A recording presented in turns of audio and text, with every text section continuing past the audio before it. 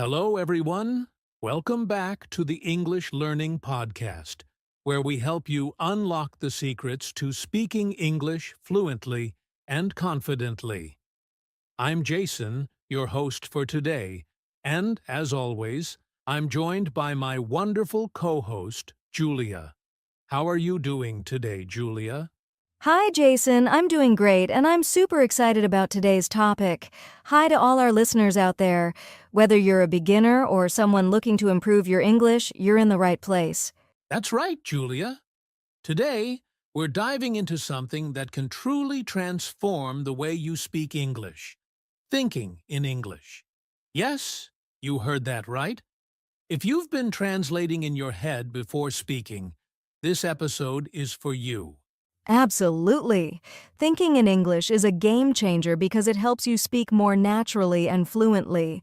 In this episode, we'll talk about why it's important, the challenges you might face, and some simple, effective tips to start thinking in English right away. Plus, we've got a fun little activity later in the episode to help you practice.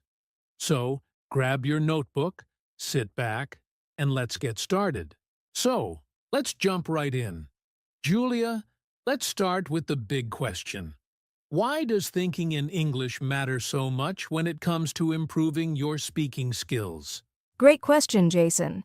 Thinking in English is like building a bridge between your thoughts and your words.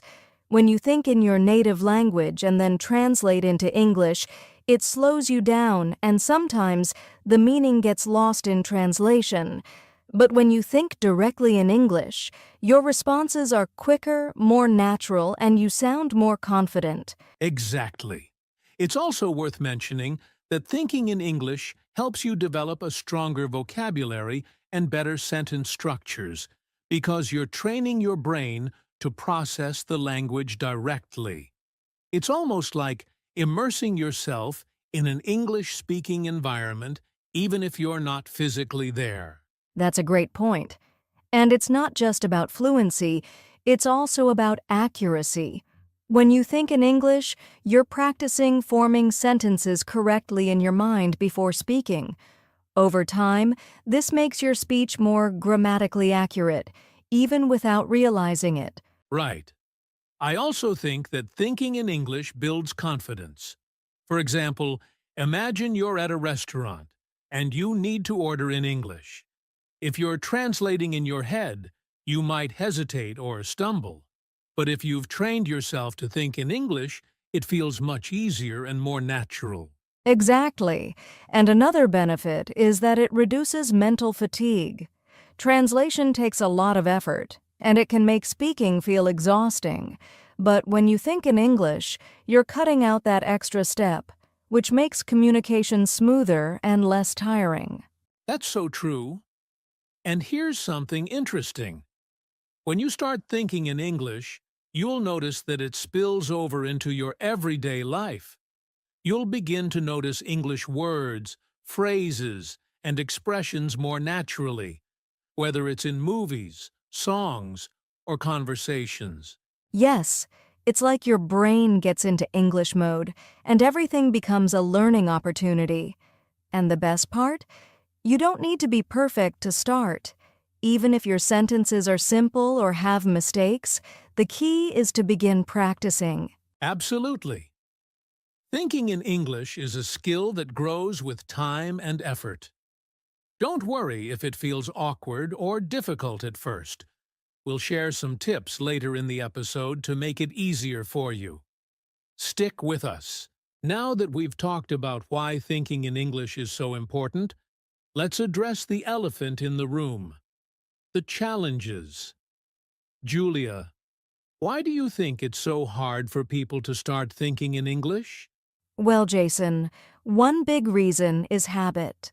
Most people are used to thinking in their native language because that's what they've done their entire lives. Switching to English can feel unnatural at first, almost like trying to write with your non-dominant hand. That's a great comparison, Julia. And another challenge I've noticed is vocabulary. If someone doesn't know enough English words, they might feel stuck when trying to form thoughts in English. It can be frustrating when you can't find the words you need. Absolutely. And let's not forget confidence. Many learners are afraid of making mistakes, even in their own minds. They worry that their sentences might not be grammatically correct, so they avoid thinking in English altogether. That's so true. Fear of mistakes can hold people back. I think another issue is translation. Many learners are stuck in the habit of translating from their native language to English. It's hard to break out of that cycle because it's how they've been taught to learn a new language. Exactly, Jason. And speaking of cycles, another challenge is consistency. Even if someone starts thinking in English, they might not stick with it because it feels tiring or awkward at first. It's easy to slip back into old habits when things get tough. Right. And let's not ignore the environment. If someone is surrounded by their native language all the time and doesn't have much exposure to English, it's even harder to practice thinking in English. That's a big one, Jason. And I think there's also the challenge of overthinking. Sometimes learners try too hard to make their thoughts perfect in English, and that just adds pressure. It's okay to start with simple sentences and build from there. Exactly, Julia. The key is to embrace the process and not aim for perfection right away. Overcoming these challenges might take time, but it's absolutely worth the effort. And remember, these are common struggles. You're not alone. That's such an important message, Jason. And don't worry, listeners. We've got some practical tips coming up next to help you overcome these challenges and start thinking in English more easily. Stay tuned. Now that we've talked about why thinking in English is so important, let's address the elephant in the room, the challenges. Julia, why do you think it's so hard for people to start thinking in English? Well, Jason, one big reason is habit. Most people are used to thinking in their native language because that's what they've done their entire lives. Switching to English can feel unnatural at first, almost like trying to write with your non-dominant hand. That's a great comparison, Julia. And another challenge I've noticed is vocabulary. If someone doesn't know enough English words, they might feel stuck when trying to form thoughts in English. It can be frustrating when you can't find the words you need. Absolutely. And let's not forget confidence. Many learners are afraid of making mistakes, even in their own minds. They worry that their sentences might not be grammatically correct, so they avoid thinking in English altogether. That's so true. Fear of mistakes can hold people back. I think another issue is translation. Many learners are stuck in the habit of translating from their native language to English. It's hard to break out of that cycle because it's how they've been taught to learn a new language. Exactly, Jason. And speaking of cycles, another challenge is consistency. Even if someone starts thinking in English, they might not stick with it because it feels tiring or awkward at first. It's easy to slip back into old habits when things get tough. Right? And let's not ignore the environment. If someone is surrounded by their native language all the time and doesn't have much exposure to English, it's even harder to practice thinking in English. That's a big one, Jason. And I think there's also the challenge of overthinking. Sometimes learners try too hard to make their thoughts perfect in English, and that just adds pressure. It's okay to start with simple sentences and build from there. Exactly, Julia. The key is to embrace the process and not aim for perfection right away. Overcoming these challenges might take time, but it's absolutely worth the effort. And remember, these are common struggles. You're not alone. That's such an important message, Jason. And don't worry, listeners. We've got some practical tips coming up next to help you overcome these challenges and start thinking in English more easily. Stay tuned. All right, it's time for the exciting part, how to actually start thinking in English. Julia, let's dive into some practical tips that our listeners can use right away. Absolutely, Jason. Let's start with a simple one, labeling. Look around you and start labeling objects in English. For example, if you see a chair, think, "This is a chair." If you see a book, think, "This is a book." It's an easy way to get your brain used to associating objects with English words. That's a great tip, Julia. And to take it a step further, try describing those objects. For instance, instead of just thinking, "This is a chair," you could say, "This is a brown wooden chair. It looks comfortable." Adding more detail helps you practice forming longer sentences in your mind. Yes. Another effective method is self-talk. Talk to yourself in English about what you're doing or planning. For example, if you're cooking, think, "I'm chopping vegetables. Next, I will boil some water." It might feel funny at first, but it's a fantastic way to practice. That's so true, Julia. Self-talk is one of my favorite techniques. And here's another tip. Narrate your day. As you go through your day, think about your activities in English. For example, "I'm going to the store. I need to buy some milk and bread." This helps you stay in English mode throughout the day. Absolutely. And if you're not sure how to describe something, make it a learning opportunity. Use a dictionary or translator app to look up the words you need. Over time, you'll build a stronger vocabulary, and it will get easier. Great advice, Julia. Another tip is to think in questions and answers. For example, if you're walking to work, ask yourself, "What do I see around me?" Then answer in English. "I see cars, trees, and people walking." It's like having a mini conversation with yourself. That's a creative one, Jason. Another technique I love is setting small challenges for yourself. For example, pick a specific time of day, like breakfast or your commute, and commit to only thinking in English during that time. Gradually, you can increase the duration as you get more comfortable. That's a great idea, Julia.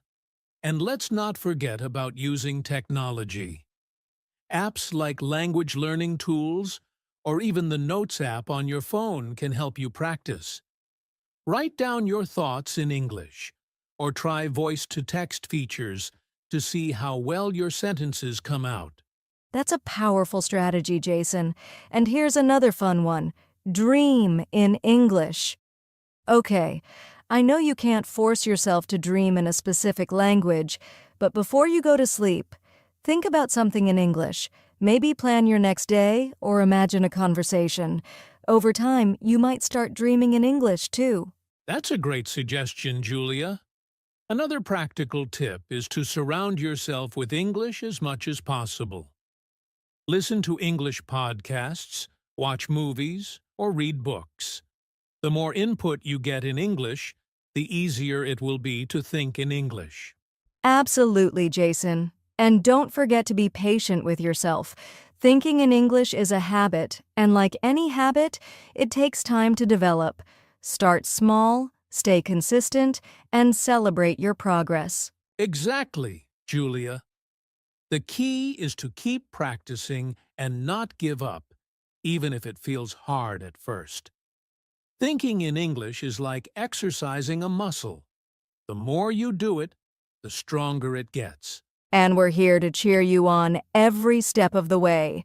Up next, we'll do a quick role play to show you how to practice some of these tips in real life. Stay with us. All right, let's move on to a quick role play to help you understand how to think in English. Julia, let's act out a simple example so our listeners can follow along and try it themselves.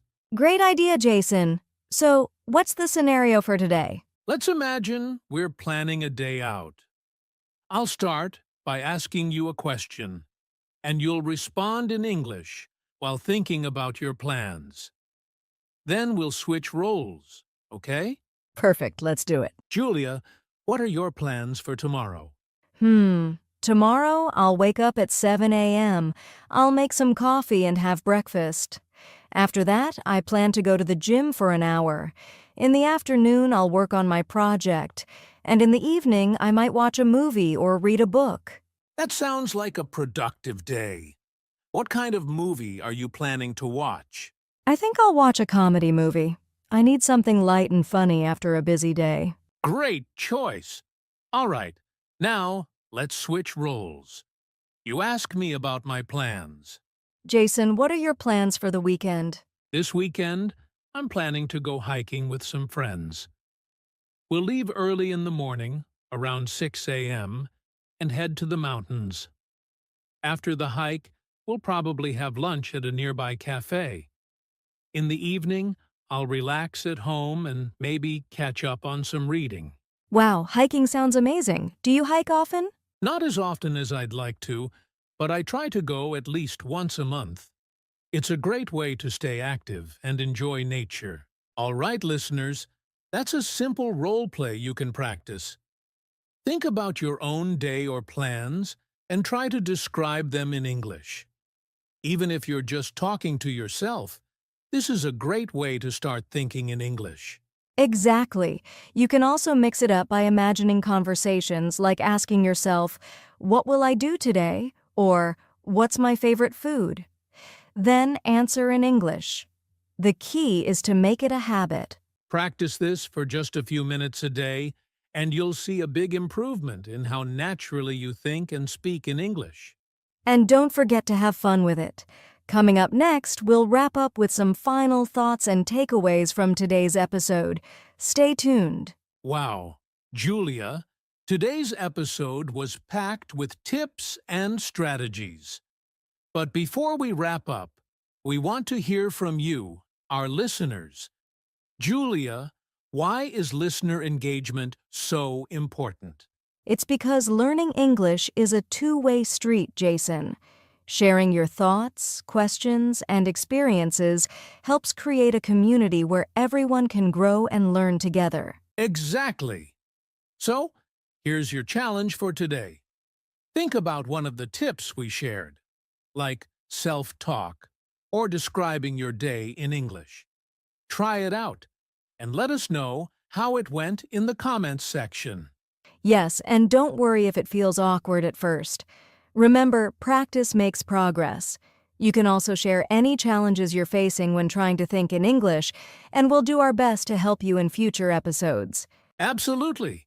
And if you enjoyed today's podcast, don't forget to like, subscribe, and share it with someone who's also learning English. Your support helps us create more content like this. And if you want more practice, check out our other episodes or playlists for beginner English learners. There's plenty of material to keep you motivated and learning. All right, listeners, thanks for joining us today. Remember, the journey to thinking in English starts with small, consistent steps. Keep practicing, stay patient, and most importantly, have fun. Until next time, keep speaking, keep thinking, and keep learning. You've got this. See you in the next episode, everyone! Hey, everyone, and welcome back to the English Learning Podcast. I'm your host, Jason. And I'm Julia, your co-host. We're so happy you're here with us today. Yes, whether you're walking, cooking, studying, or just relaxing, thanks for spending some time with us. Today's episode is really special. We're going to talk about something that every English learner thinks about, but no one talks about honestly. Exactly. Today's topic is the truth about fluency no one told you. Now, that sounds interesting, right? Totally. Because most people think fluency means speaking fast, using big words, or sounding like a native speaker. But is that really true? Good question. Let's ask our listeners. Have you ever studied English for months, or even years, but still feel like you're not fluent? Do you sometimes freeze when someone asks you a simple question in English? If you're nodding your head right now, you're not alone. So many learners feel that way. And today, we're going to break down the biggest myths about fluency and share the real truth that can help you feel more confident. We'll also give you some easy tips to build fluency step by step, without stress and without needing to speak perfectly. So grab your headphones, relax, and let's dive into today's conversation about fluency, the way no one ever told. So Julia, let's start with a big question. What do most people think fluency means? Ooh, good one. Honestly, I think a lot of people believe fluency means speaking English really fast, with no mistakes at all and using perfect grammar all the time. Yep. And don't forget, some also think that if you're fluent, you must sound like a native speaker, right? Exactly, like having the perfect American or British accent. But let me ask you something, Jason. Do you speak perfectly all the time? Of course not. Even native speakers pause, say, or use simple words. I mean, how often do we say things like, like, or, in real life? All the time. But when English learners hear native speakers, they think, wow, I'll never be that fluent. They don't realize that native speakers make little mistakes too. Exactly. And here's the truth. Fluency isn't about speed or being perfect. It's about being able to communicate clearly and confidently, even if you pause, even if your grammar isn't perfect. Right. I once had a student who spoke very slowly, but her words were clear and her ideas were strong. People understood her easily. That, to me, is fluency. I love that. And I had a friend from Brazil who used very simple English, like basic vocabulary, but he could hold deep conversations. People always enjoyed talking with him. So, to our listeners, if you've ever thought, I have to speak fast and never make mistakes to be fluent, that's a myth. Don't let that idea hold you back. Yes, fluency is not a race. It's not about showing off. It's about connection. Can you express yourself and understand others? And we'll talk more about what fluency really means in the next part, so stay with us. We're just getting started. All right, so we just talked about what most people think fluency means. Fast speaking, no mistakes, perfect grammar. But now, let's talk about what fluency really means. The truth that no one told you. Yes, and here it is. Fluency is the ability to speak smoothly and be understood, without needing to be perfect. That's it. Fluency is about flow, not perfection. It's about being able to communicate your ideas confidently, even if your English is simple. Let's say you're in a store and you need to ask for help. If you can say something like, "Excuse me, I'm looking for this item. Can you help me?" That's fluency. Exactly. You didn't use any big or difficult words, but you made a connection. The person understood you. You completed the goal. Yes, and I think people forget that the goal of language is not to impress, it's to connect. That's real fluency. Here's something interesting. I had a student once. Her name was Amina. She was from Morocco and very shy. She used basic English, like really simple, but she spoke with confidence and clarity. You could feel her ideas. People always listened to her. That's such a great example. And on the other hand, I've seen students who know a lot of grammar and vocabulary, but they freeze when it's time to speak. They're scared of making mistakes. So, they stay silent. And that's the danger of chasing perfect English. You get stuck in your own head. You focus on rules instead of communication. So to all our listeners, fluency is not about knowing everything. It's about using what you know to share your thoughts. And here's the good news. You already know more than you think. You just have to start using it. Yes, even short, simple sentences like, "I don't understand. Can you repeat that? What do you mean?" These are fluent sentences because they keep the conversation going. That's such a great point. Real fluency is about keeping the conversation alive, even when you don't know the perfect word. Exactly. So don't worry about big words or perfect accents. Focus on being understood and on expressing yourself honestly. And remember, fluency comes in stages. You don't wake up fluent one day. You grow into it by practicing and using English in real situations. We'll talk about how to do that in the next part, and also some myths that might be holding you back. Let's keep going. So now that we know what real fluency actually means, let's talk about something very important: the myths that hold people back from becoming fluent. Yes, because a lot of English learners have false beliefs, and those beliefs can actually slow down your fluency. All right, let's break down a few of the biggest fluency myths. Myth number 1: I have to speak like a native speaker to be fluent. Oh, that's a big one. Many people think they need an American or British accent to be fluent. But guess what?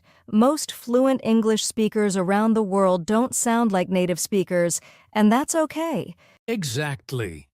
There are doctors, teachers, and professionals who speak English fluently, with their own accent.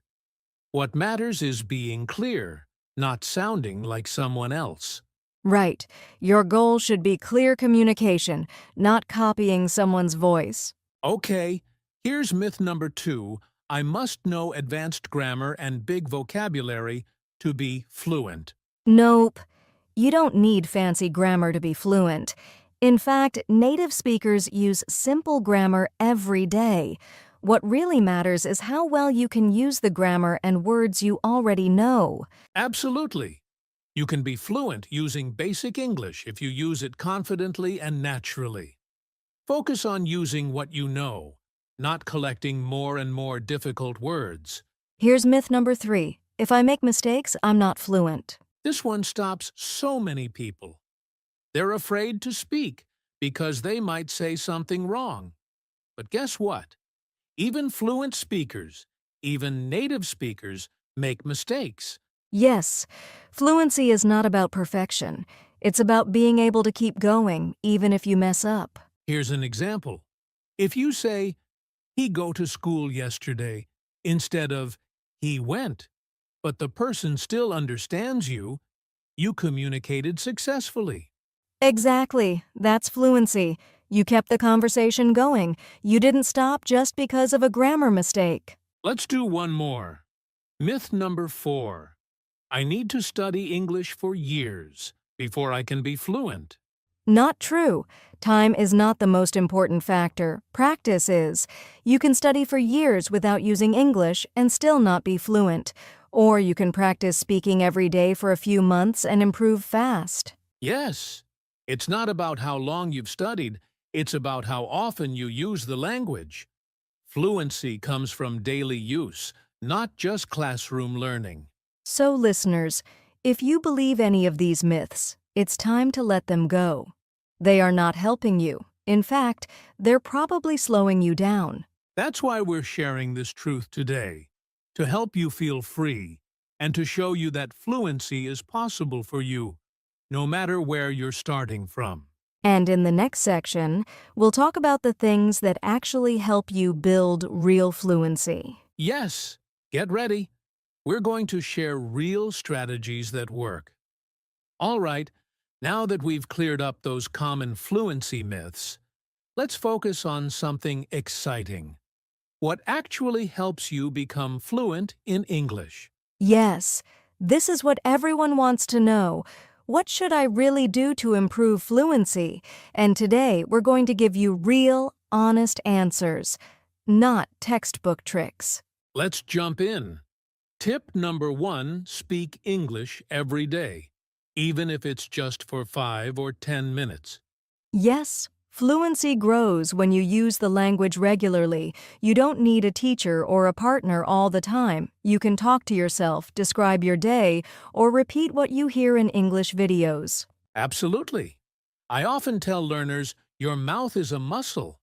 The more you use it, the stronger it gets. You have to practice speaking out loud, not just reading and listening. Love that. Okay, tip number 2. Don't wait until you're ready. Just start speaking, even with mistakes. Exactly. If you wait for perfect grammar or a big vocabulary, you'll wait forever. The truth is, you become fluent by making mistakes and learning from them. Yes, Mistakes are not the enemy, they're part of the journey. The more you speak, the more you grow. Tip number 3. Listen and repeat. This is so powerful. When you hear native speakers in podcasts, movies, or YouTube videos, pause and repeat what they say. Try to copy their rhythm and tone. Yes, this helps your brain and mouth work together. It also improves your pronunciation, confidence, and natural flow. Okay, here's tip number 4. Think in English. Don't translate in your head all the time. Start training your brain to form thoughts directly in English. Right. For example, when you wake up, say in your mind, I'm going to brush my teeth now, or it's a sunny day today. These small habits build real fluency. Here's one of my favorites. Tip number 5. Use what you learn immediately. Don't just study new words or grammar. Use them in your own sentence, in your journal, or in a conversation. Yes, if you learn the word recommend, try to use it today. Maybe say, can you recommend a good movie? Or I recommend this book. When you use it, it becomes yours. Exactly. Don't just collect words, practice using them. That's how fluency grows. And finally, tip number 6, make English part of your daily life. Watch English videos, read short articles, follow English pages on social media, or set your phone to English. Yes? The more you surround yourself with English, the more natural it feels. Fluency becomes a part of your routine. So remember, friends, fluency doesn't come from fear or pressure. It comes from daily, joyful practice. Small steps done often lead to big changes. That's right. You don't need perfect grammar or a native accent.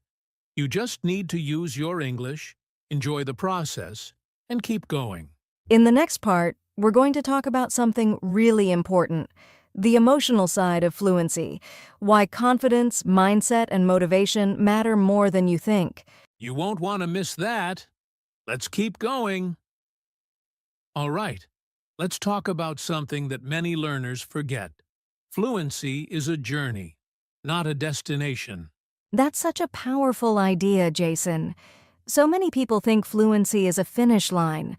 Like one day you'll suddenly say, yes, I'm fluent, and everything will be perfect. But in reality, it doesn't work that way. Fluency is something you build step by step. It's a journey that never really ends because you can always keep learning and improving. Exactly. Even native speakers are still learning new words, expressions, and ways to communicate. You don't just arrive and stop growing. That's why it's so important to enjoy the process. Celebrate your small wins.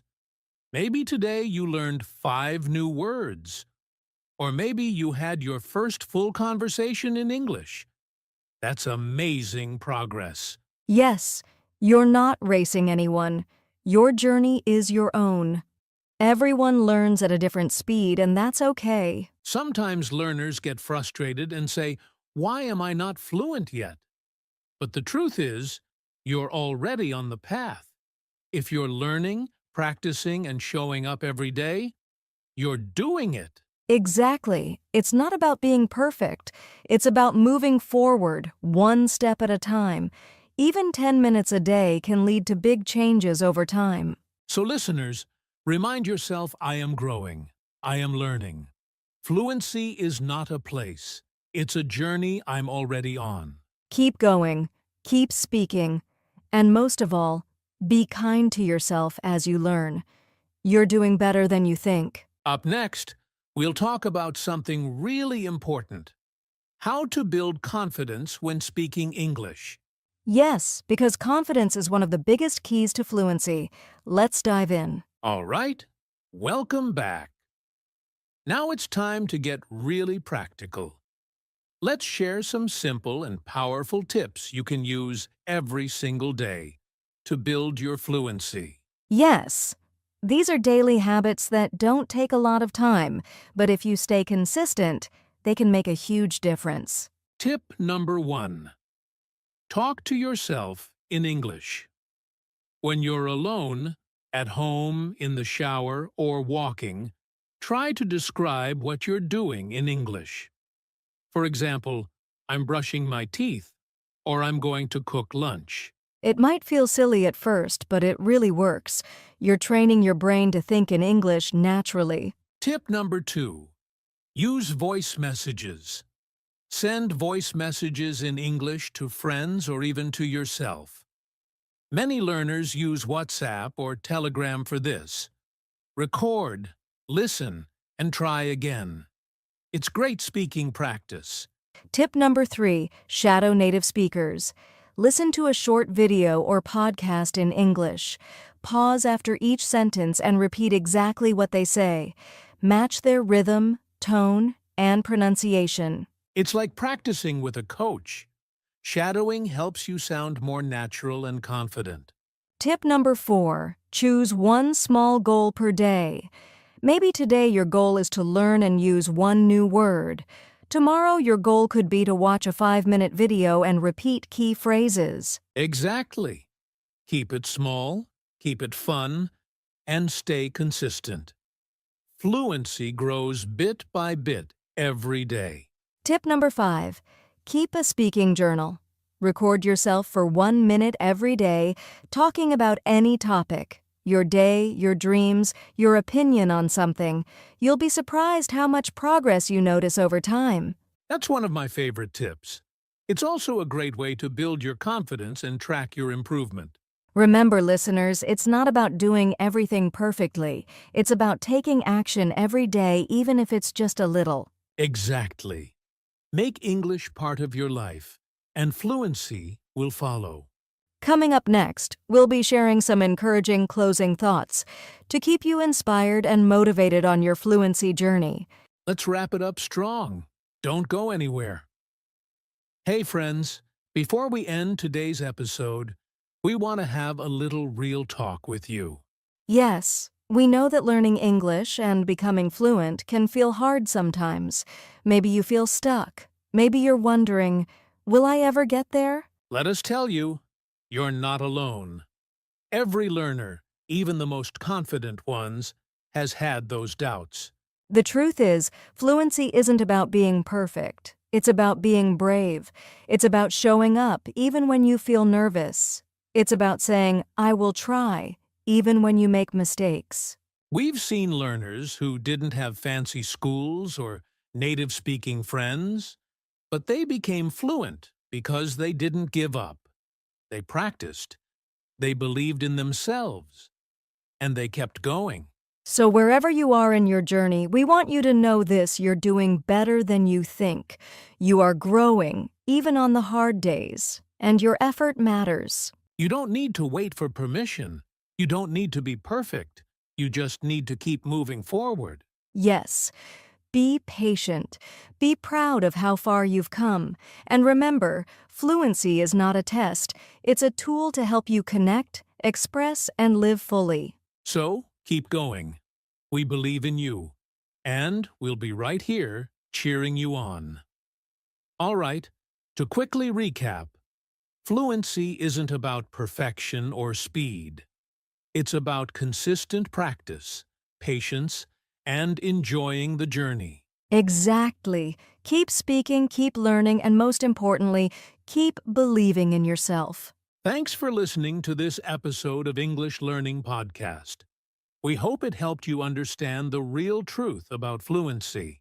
Don't forget to subscribe, like, and share this episode with friends who want to improve their English. See you next time. Keep practicing and stay confident. Before you go, don't forget to subscribe to our channel if you haven't already. That way, you won't miss any of our helpful English learning tips. And please give this episode a thumbs up if you found it useful. It really helps us reach more learners like you. Also, leave a comment below and tell us, what's one thing you're going to try this week to improve your fluency? We love hearing from you, and your feedback helps us create better content just for you. Thanks for being part of the English Learning Podcast family. See you in the next episode. Keep practicing and keep growing. Bye for now.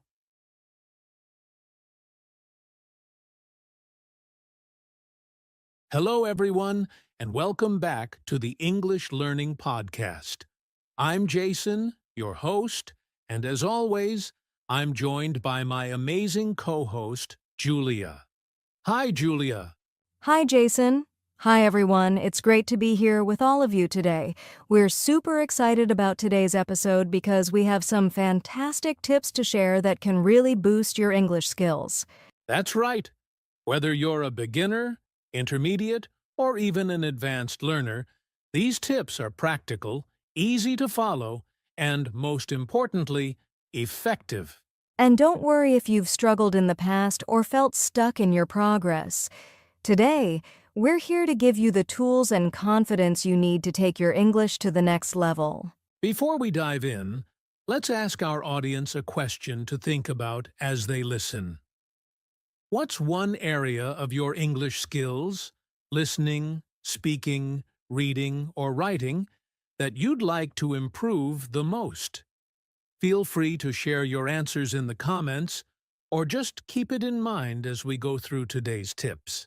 Great question, Jason. And remember, no matter where you are in your English learning journey, every small step counts. Let's make progress together. All right, let's get started with why improving your English skills is so important. Julia, what's your take on this?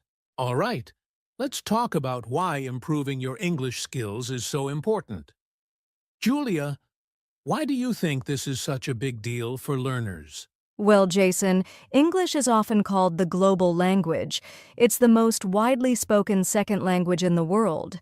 Whether you're traveling, studying, or working, knowing English opens up a lot of doors, don't you think? Absolutely, Julia. It's not just about communicating, it's about connecting. For example, if you're traveling, English helps you talk to people from different countries. And in the professional world, it's often the key to better job opportunities. Exactly. Many top companies, especially multinational ones, expect their employees to have good English skills. It's a way to work with teams across the globe and climb the career ladder. And let's not forget education. So many resources, from books to online courses, are in English.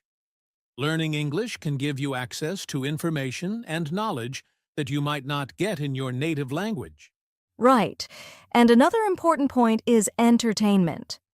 Think about how much music, movies, and TV shows are in English. Improving your English means you can enjoy those things in their original form without needing subtitles or translations. Good point, Julia. And here's something else. English helps you build confidence. When you're able to communicate clearly, you feel more self-assured in social and professional situations. Absolutely, Jason. And I think it also gives people a sense of independence. You don't need to rely on others to translate for you or explain things. That's empowering, isn't it? It really is. So, whether it's for career growth, education, travel, or even personal development, improving your English is a skill that pays off in so many ways.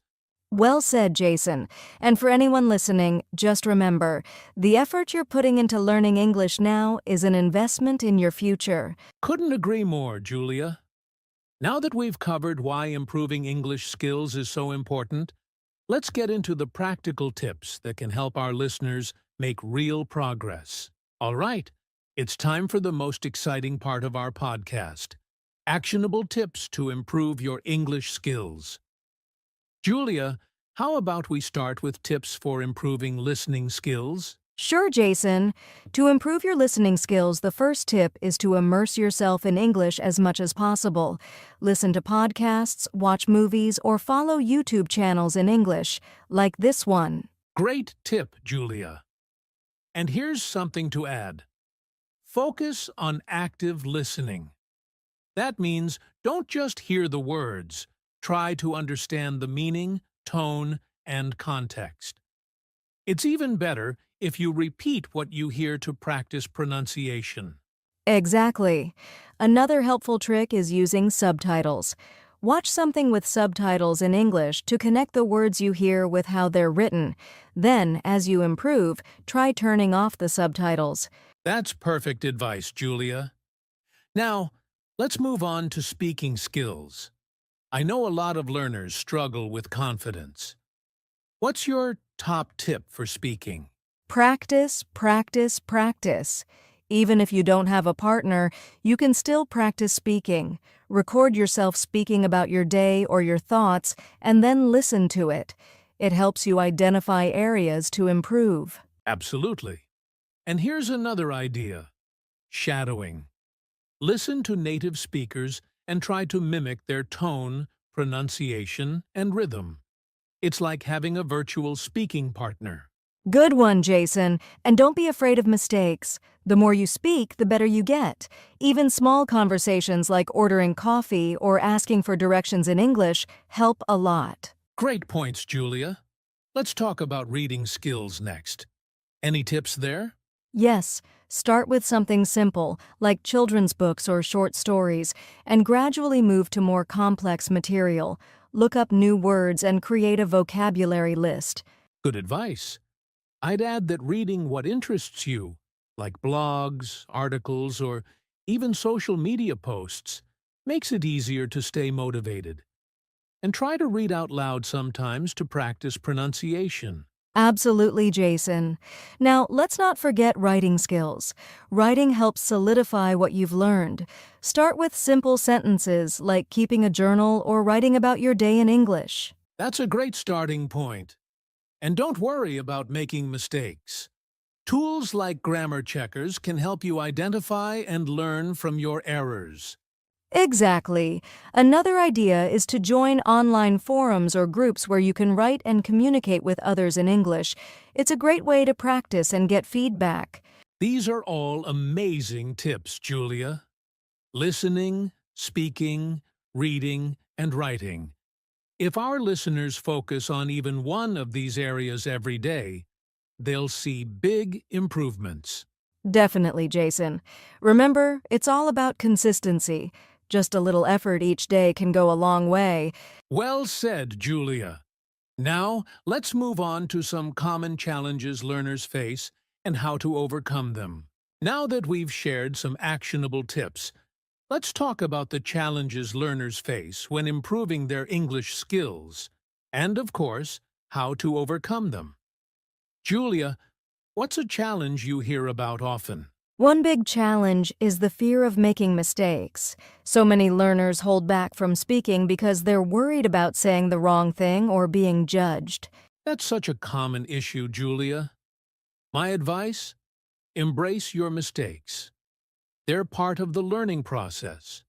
Every mistake you make is an opportunity to learn something new. Exactly. And remember, most people are supportive when they see you're trying. Surround yourself with positive, encouraging people who help you grow. Great point.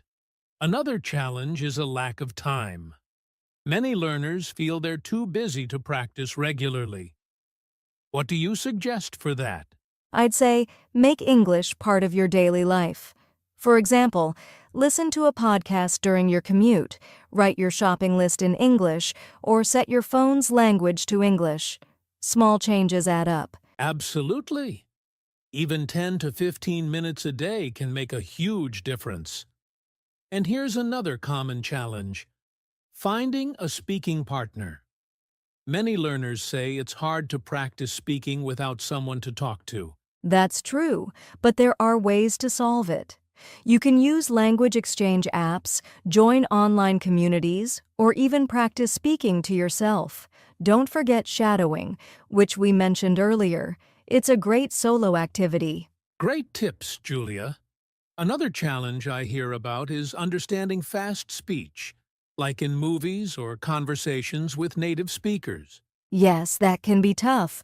To overcome it, start with slower audio or videos and gradually increase the speed as you improve. Also, don't try to understand every single word. Focus on the overall meaning.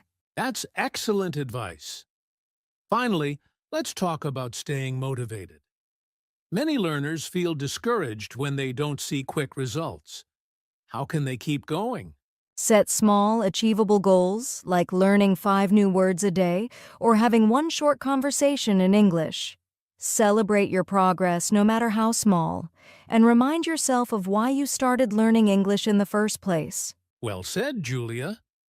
Motivation is key, and staying consistent is what makes all the difference.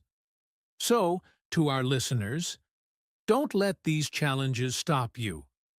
With the right mindset and strategies, you can overcome anything. Absolutely, Jason. And now that we've tackled the challenges, let's wrap up with a fun activity for our listeners to try. Before we wrap up, we have a fun and simple activity for you to try at home. Julia, want to explain it? Of course, Jason. Today's activity is called the Daily Sentence Challenge. It's super easy and only takes a few minutes a day. Here's how it works. Every day, write one sentence in English about something you did, something you saw, or something you're thinking about. That's a great idea. For example, you could write, I went to the park today and saw a beautiful sunset. Then, take it a step further by saying the sentence out loud and recording yourself. Exactly. This helps with writing, speaking, and even listening when you play back the recording. And here's the fun part. Share your sentences in the comments section of this video. We'd love to read them and maybe even give you some feedback. That's right. Don't be shy. We're here to help you improve. And who knows? Your sentences might inspire other learners too. So get creative and start writing your sentences today. Remember, small daily practices like this can lead to big improvements over time. Great activity, Julia. All right, let's move on to wrap things up with our final thoughts and encouragement for our listeners. Wow, Julia, what a great discussion we've had today. We've covered why improving your English skills is important, shared actionable tips, tackled common challenges, and even introduced a fun activity. I hope our listeners feel motivated to take their English learning to the next level. Me too, Jason. Remember, everyone, learning English is a journey. It's okay to take small steps, as long as you keep moving forward. Consistency is the key. Exactly, Julia. And don't forget, the effort you put in today will pay off in the future, whether it's for work, travel, or personal growth. So, keep practicing, keep learning, and don't give up. Yes, and make sure to use the tips we've shared today. And if you have questions or challenges, let us know in the comments. We're here to support you. Speaking of support, if you found this podcast helpful, please give it a thumbs up and share it with your friends who are also learning English. And don't forget to subscribe to our channel for more English learning content. That's right. We post podcasts, tips, and activities to help you improve your English skills step by step. And make sure to hit the notification bell so you don't miss any updates. Thank you so much for listening today. And remember, English isn't just a language. It's a tool that can open up so many opportunities for you. Absolutely. So stay confident, keep practicing, and most importantly, have fun with your learning. Until next time, take care and keep striving for your goals. Bye for now. Bye, everyone. See you in the next episode. Hey, everyone, and welcome back to the English Learning Podcast. I'm your host, Jason. And I'm Julia, your co-host. Thanks so much for tuning in today. If you're someone who's trying to improve your English fluency, this episode is definitely for you. Absolutely. Today we're diving into a super important topic: common mistakes that kill your fluency. You might be learning English for months, maybe even years, but still feel stuck, like you're not speaking smoothly or confidently. And often, it's because of small mistakes that we repeat without even realizing it. That's right, Jason. These aren't grammar mistakes or spelling errors. We're talking about the habits, fears, and wrong learning strategies that silently stop your progress. And the good news is, once you know them, you can avoid them and grow faster. In today's episode, we'll go through the top 5 fluency-killing mistakes. We'll do a fun role play to show how they happen in real life. And we'll also give you a 7-day challenge to help you fix them. So grab your notebook, stay with us until the end, and let's make sure these common mistakes never hold you back again. Let's get started with the first big mistake, one that almost every learner makes in the beginning.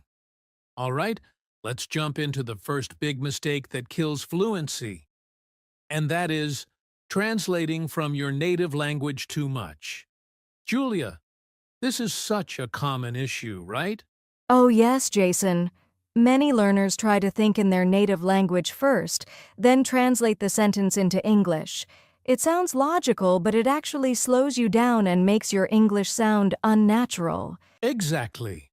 For example, if someone wants to say, "I'm hungry," but they try to translate it word for word from their language, the sentence might come out wrong or sound awkward. Yes, and here's the problem: when you translate, your brain is doing double the work. First, it's thinking in your own language, then trying to find the English version. That delay makes speaking feel harder and slower. And not only that, sometimes phrases in your native language don't even exist in English, or they're said very differently. So you might say something that just doesn't make sense to native speakers. Right. That's why it's so important to start thinking in English, even with small, simple sentences like, "It's hot today," or "Where is my bag?" And if that feels hard at first, don't worry, it's normal. One great way to stop translating is to use pictures, not words. When you see a chair, think chair, not the word in your language. That's a great tip. Another idea is to practice with common sentence patterns, like "Can I jiu?" or "I like to jius." When you practice these chunks, your brain stops translating and starts using English naturally. And the more you listen to English podcasts, movies, real conversations, the more your brain gets used to the rhythm of English. Over time, you'll stop needing to translate. So remember, translating is like walking with one shoe on. It slows you down and makes fluency harder. Instead, train your mind to live in English, even for short moments each day. Well said, Julia. Coming up next. Mistake 2. Focusing too much on grammar. Trust me, this one's a trap for many learners. Now, let's talk about mistake 2 that kills fluency, and that is focusing too much on grammar. Julia, this one might surprise some learners. Yes, it might. Because grammar is important, of course, but the mistake is when learners focus only on grammar, like memorizing rules and doing grammar exercises all day, and they forget to actually use English to communicate. Right. I've seen learners who know all the tenses, all the rules, and still can't have a simple conversation. Why? Because grammar doesn't build confidence or fluency practice does. Exactly. Speaking fluently means being able to respond quickly and naturally, and that only happens when you practice speaking, listening, and thinking in English. You don't need to speak perfectly, you just need to speak. Yes. Think about how children learn. They don't learn grammar first. They listen, they repeat, they make mistakes, and that's how they become fluent. We need to do the same. And here's something important. Many fluent English speakers make small grammar mistakes, and that's okay. Native speakers do it too. What matters more is communication, not perfection. So if you find yourself spending hours on grammar worksheets, but avoiding speaking or listening, it's time to change your routine. Use grammar as a support, not your main focus. Totally agree.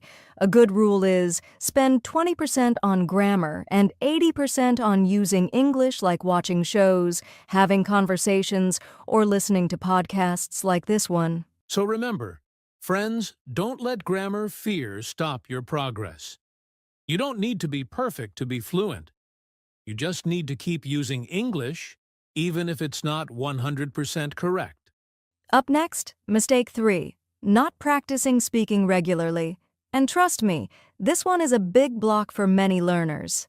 All right, we're now on mistake 3, and this one is a real fluency killer.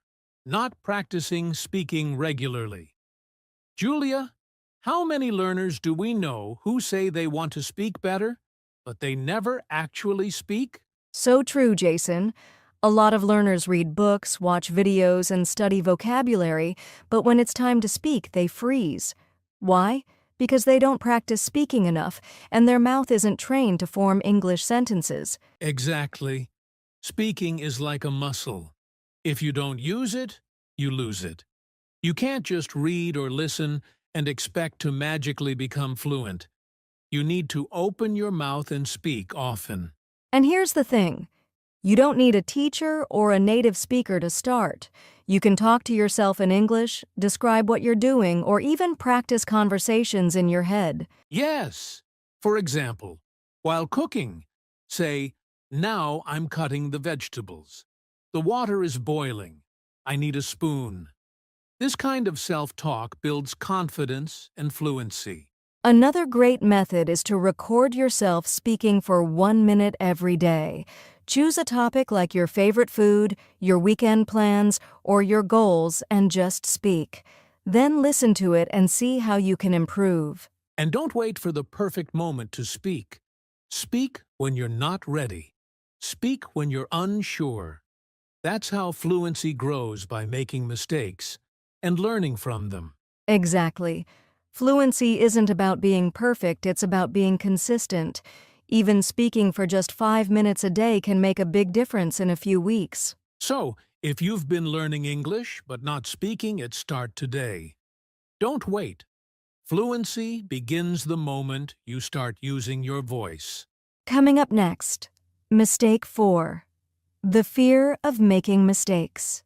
It's something we all face, but you'll hear why it shouldn't stop you.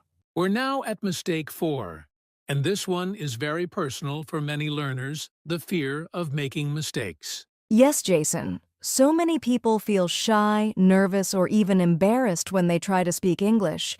They worry about sounding wrong, using the wrong words, or being laughed at. But here's the truth. Mistakes are not the enemy. In fact, they're your best teacher. Every time you make a mistake, your brain gets a chance to learn and grow. That's right. Nobody becomes fluent without making lots of mistakes first. Even native speakers make grammar or pronunciation errors sometimes, and they don't stop speaking because of it. Exactly. Fluency is not about speaking perfectly. It's about communicating your ideas with confidence, even if you make a few errors along the way.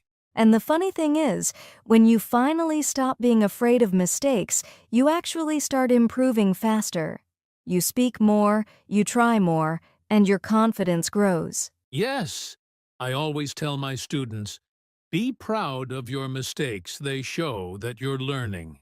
If you're not making mistakes, it probably means you're not using English enough. So to our listeners, next time you hesitate to speak because you're scared of messing up, remember, every mistake you make is a step forward. Beautifully said, Julia. Don't let fear hold your fluency hostage. Mistakes aren't the end. They're just the beginning. Coming up next, mistake 5. Memorizing without using words in real life. This one is sneaky but very common. All right, let's move on to mistake 5. And this is something we see all the time: memorizing vocabulary without using the words in real context. Yes, Jason, many learners try to memorize long vocabulary lists, hoping it will make them fluent. But here's the problem: just knowing a word isn't enough. If you don't use it in real situations, you'll forget it quickly or not know how to use it correctly. Exactly. You might know 1,000 English words, but if you don't know how and when to use them, they won't help you much in a real conversation. Let's take an example. Someone learns the word advice. Great! But if they don't practice saying, "Can I give you some advice?" or "Thanks for your advice," they might say something wrong, like an advice which sounds unnatural. That's a perfect example. So the key here is don't just memorize, personalize. Use the new word in a sentence about your own life. If you learn delicious, say, "This soup is delicious." That's how the brain remembers. And it helps even more if you write the word down in a notebook, say it out loud, and use it in a real or practice conversation. That's active learning, and it's what leads to real fluency. So, if you've been memorizing random word lists, try switching to phrases and real-life examples. Focus on the most common words and practice them again and again in context. Remember, fluency doesn't come from knowing the most words, it comes from knowing how to use the right words at the right time. Beautifully said, Julia. Up next, we'll show you all 5 mistakes in action through a fun and realistic role play. Don't miss it. Hey Amir, long time no see. How have you been? Yes. I am, feeling good. Yesterday I go, to market. I buy many vegetables for cooking. Oh, okay. So you went to the market and bought vegetables? Yes, go Ed, no, went. Sorry, my grammar bad. No worries, you're doing fine. What did you cook? I cooked chicken with, spicy water like my mother always do in my country. Oh, maybe you mean chicken curry? Yes, chicken curry. I don't know the English word. In my language, we call it murga masala. Ah, I see. Sounds delicious. So do you often cook? Sometimes I cooking, sometimes no. I like cooking, but I speak English no good. I feel shy. I afraid mistake come. Don't worry, Amir. You're trying, and that's what matters. Just keep practicing. Thank you, I try learn many words. Yesterday I learned benefit, priority, atmosphere, consequence. But I know how to use. That's okay.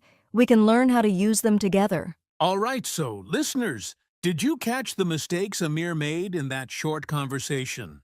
Yes, he was translating directly from his native language, focusing too much on grammar, not confident in speaking, scared of making mistakes, and memorizing words without using them in context. Exactly.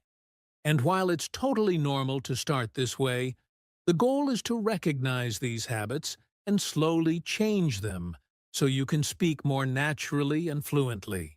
Coming up next, we'll break down exactly what went wrong in that role play and how you can avoid making the same mistakes. All right, let's take a moment to break down what just happened in that role play with Amir. There were quite a few fluency-killing mistakes, and we want to highlight them so our listeners can learn from them. Yes, let's start with the first mistake translating from the native language. Amir said things like spicy water instead of curry. That happened because he was trying to translate a concept from his language, and it didn't quite work in English. Exactly. It's better to learn common English phrases and concepts directly, so you're not guessing or translating when you speak. The second mistake was focusing too much on grammar. Amir kept apologizing for making grammar mistakes instead of just continuing the conversation. Remember, grammar is helpful, but communication is more important. Then came mistake 3, not practicing speaking enough. You could tell Amir wasn't used to speaking in English. He paused a lot and searched for words. Regular speaking practice, even alone, helps build that speaking muscle. Right? Then we saw mistake 4, fear of making mistakes. Amir said, "I feel shy. I afraid mistake come." That fear was holding him back from speaking freely, but making mistakes is how you grow. And finally, mistake 5, memorizing without context. Amir listed some fancy vocabulary like benefit and consequence, but he didn't know how to use them in a sentence. That's what happens when you memorize without real practice. So if you recognized yourself in Amir, don't worry. These mistakes are common, but they're also fixable. The key is to practice smart, speak more often, and focus on using real language in real situations. And now that you know what the problems are, let's talk about how to actually fix them coming up next. Now that we've talked about the 5 common mistakes that kill fluency, let's talk solutions. How can you actually fix these mistakes and speak English more naturally? Let's go one by one. First, to stop translating from your native language, start thinking in English even with small daily thoughts. For example, instead of thinking I'm hungry in your language first, train your brain to say it directly in English. Exactly.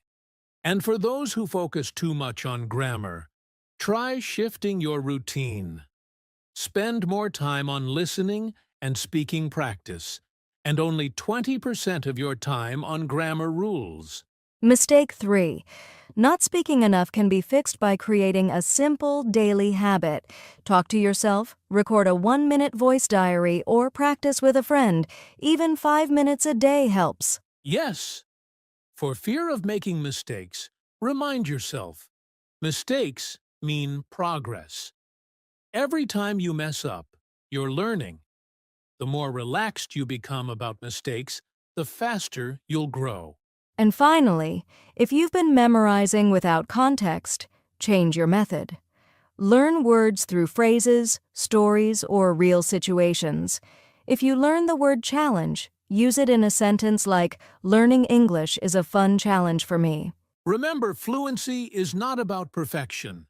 It's about practice, confidence, and communication. When you apply these small changes daily, you'll start seeing big results. Coming up next, a special challenge just for you, our listeners, to help you put all of this into action starting today. All right, listeners, it's time for a challenge. We want you to take on our 7-day fluency mistake detox plan to help you break these common mistakes and boost your English fluency. Here's the simple plan. For the next 7 days, spend at least 5 to 10 minutes daily practicing these steps. Think in English. Try to catch yourself translating and stop. Practice thinking directly in English. Speak out loud. Talk to yourself. Record your voice or practice with a friend. It doesn't have to be perfect. Use new words in sentences. Don't just memorize vocabulary lists. Make sentences with new words related to your daily life. Accept mistakes. When you slip up, smile and keep going. Mistakes mean you're learning. Listen more. Watch or listen to simple English podcasts, videos, or conversations to get used to natural English. Doing this every day for just 5 to 10 minutes will make a huge difference. After 7 days, you'll feel more confident and notice your English improving. We'd love to hear how it goes. Share your progress in the comments or on social media using the hashtag #FluencyDetox. You've got this. Keep going, and don't let those mistakes stop your fluency journey. Well, that wraps up today's episode on common mistakes that kill your fluency. Remember, fluency isn't about perfection. It's about practice, patience, and courage. Absolutely, Jason. Don't be afraid to make mistakes. Don't worry about grammar all the time. And most importantly, keep speaking every day. The more you use English naturally, the easier it becomes. And if you take on our 7-day fluency mistake detox challenge, you'll be surprised at how much progress you can make in a short time. Thank you so much for listening. If you enjoyed this episode, please like, share, and subscribe to our channel. And don't forget to leave a comment telling us what mistakes you want to fix next. We'll be back soon with more tips and fun conversations to help you on your English learning journey. Until then, keep practicing, stay confident, and speak naturally. See you next time. Bye, everyone!